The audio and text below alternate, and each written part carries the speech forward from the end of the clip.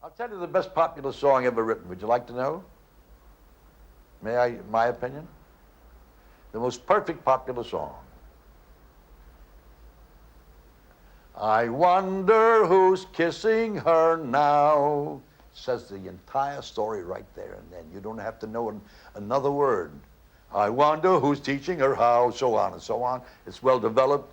I wonder if she ever tells him of me. I wonder. It's a perfect popular song.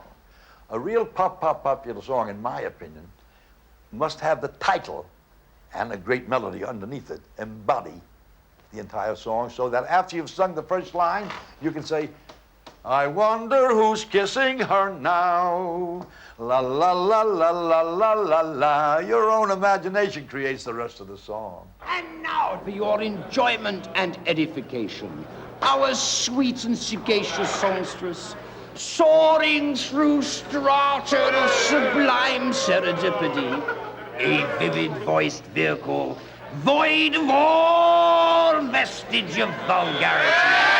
Your very own Miss Maria Weber!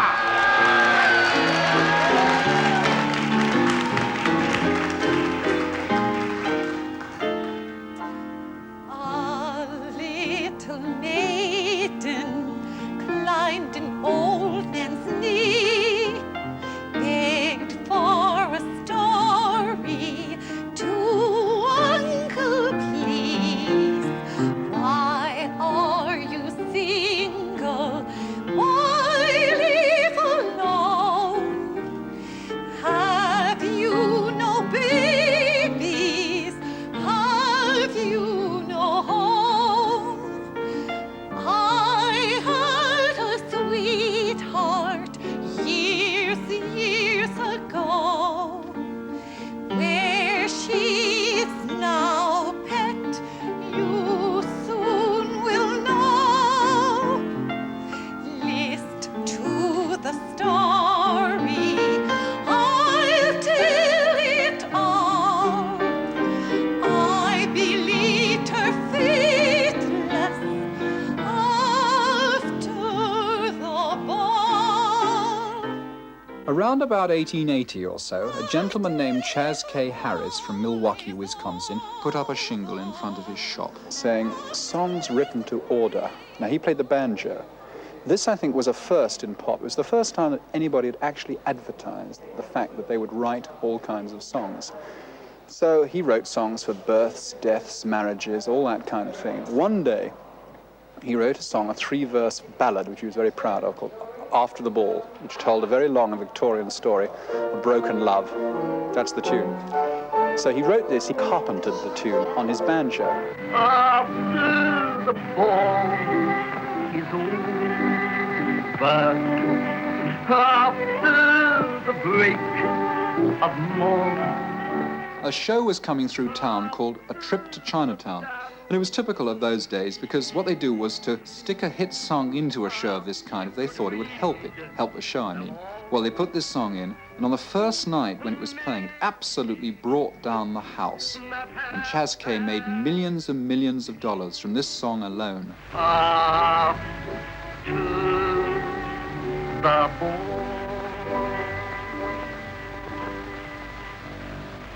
I thank you from the bottom of my heart. Songwriting is a part of capitalism, is a part of the money-making system. I mean, people are in it mostly to make money, as we are in everything else, to make a living.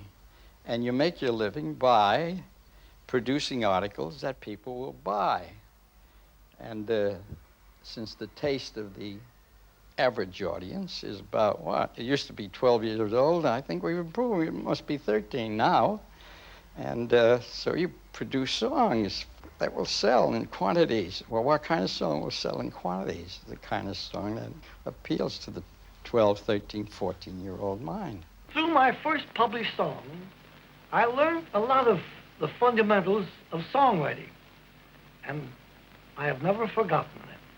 The successful popular songwriter writes for the average piano player and the average singer. For instance, here is one of my coon songs. Rufus ran to John Brown What you gonna do when the rain comes round? You'll notice the range of that song was only 6 notes. Why, a baby could almost sing it. She's only a bird in a gilded cage, a beautiful sight to see. Every one of those songs was a real smash hit. Each one contained some human note, and every one was easy to play and easy to sing. I've got a little baby, but she's out of sight. I talked to her across the telephone. I've never seen my honey, but she's mine all right. So take my tip and leave this gal alone. Every single morning you can hear me yell, "Hey Central, fix me up across the line." They connect me with my baby, then I ring the bell, and this is what I say to baby mine. Hello, my baby, hello, my honey, hello, my ragtime gal. Send me a kiss by wire, baby, my heart's on fire. If you refuse me, honey, you'll lose me, then you'll be left alone. So, baby, telephone and tell me I'm your own. Hello, hello.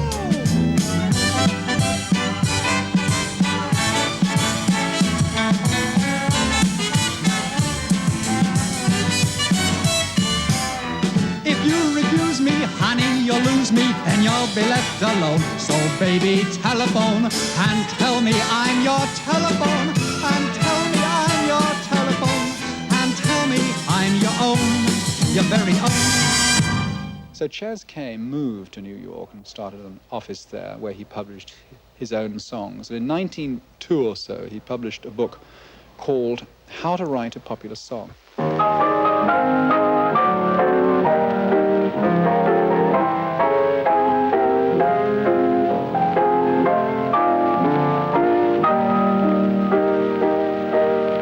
Just around the corner, maybe sunshine for you. Sounds good. Just around the corner, skies above may be blue. Skies above may be blue. Keep a little smile on, that's the right thing to do. Can you get something like this? In a little while, your troubles? Yes. In a little while, your troubles, they will disappear like bubbles. Bubbles? Troubles? Isn't that a little too simple? The simpler the better, Dolph, for a popular song hit.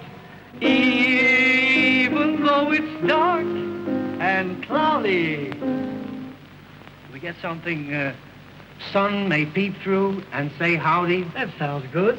Even though it's dark and cloudy, sun may peep through and say howdy. Just around the corner from you. Most of my songs that have sold were written in less than 15 minutes. T for Two was written in less than 4 minutes. I Want to Be Happy in about 12 minutes. Swanee, Gershwin and I wrote that in about 15 or 20 minutes, and there was a game going on in the parlor of his home. Just a Gigolo, no, that took me overnight, because it was the theme, you know, it required a little work. But no matter how quickly the songs were written, they still had to be published. The question was where? There's a fruit store on our street. It's run by a Greek. And he sells... Inevitably, the natural place was next door to the vaudeville theatres, so that they could immediately take their latest song to the resident star, persuade him to sing it, and thus make it a hit. Tells you, yes, we have no bananas. Oh, we have no bananas. This was a case of being confronted by the enemy twice a day in the vaudeville houses, later 3 or 4 times a day. Confrontation. But the important thing was that you had an audience. And it's a strange thing, something eerie about that, how without coast-to-coast network, without radio, Songs sold in the millions. The idea of mass-producing ready-made songs, however, had not been American. It was European. Street hawkers, many of them Jewish, had been doing a brisk trade in topical songs about murders, disasters, for decades in London, Paris, and so on. Victorian America had already imported French chateaux brick by brick, so why not European musicians and their know-how? We move on to the Broadway sector, commonly known as Tin Pan Alley, where most of the music publishers have their headquarters. Here we are in the studios of the famous music company, where Broadway's musical celebrities are selecting songs. In one of the many piano rooms, we find Jane Pickens of the famous Pickens sisters. Tin Pan Alley got its name on 46th Street between Broadway and 6th Avenue. Now, a lot of people say that Tin Pan Alley started down on 28th Street, which is not so. The reason it was called Tin Pan Alley, that most of the music publishing companies that were on 46th Street were like on the first floor of houses that had about 10 steps. We used to call them stoops. And in the summertime, when it was beastly hot, there were no air conditioning units in those days. You used to open up the window, and naturally you'd hear the sound of a piano and a voice singing. Then you go down to the next door, there's another music publishing company, and there's a piano going and a singer, and he's singing a ballad, this one is singing a ragtime song, and it sounded like someone was beating some tin pans, and that's why they called it Tin Pan Alley. Babs Ryan and her brothers rehearse a new number. Over 50,000 were copyrighted for each year. Now, for every song that's copyrighted, there's about 10 in the pocket of the person who copyrighted it. Is that right? So in those days, it was safe to assume that 500,000 songs were written each year. The songs represented the growth of the country. We had songs like, won't you come along, Lucille, in my merry Oldsmobile? Where do you wake a John on the Delaware Lackawanna? We were building the railroads and so forth. Now, the kids today write ideological songs as though they discovered the brave new world of tomorrow, which is ridiculous. I've been writing those songs ever since I started writing songs. Xavier Cugat, popular orchestra leader, is in search of a new dance tune for his Spanish band.